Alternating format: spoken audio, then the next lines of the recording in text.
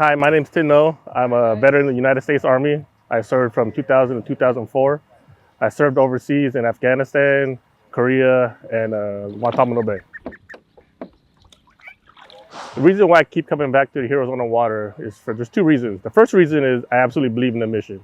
I believe in the mental therapy that HAL provides. The second reason is more of a personal and selfish reason. Ever since I got out of the military, I was a civilian and I never thought how much I'd miss it. When I came to the HAL events, it was like being back in the military again. I felt like I was home, felt like family. And if you never felt like you belong somewhere, you're missing out. And that's how I felt being here.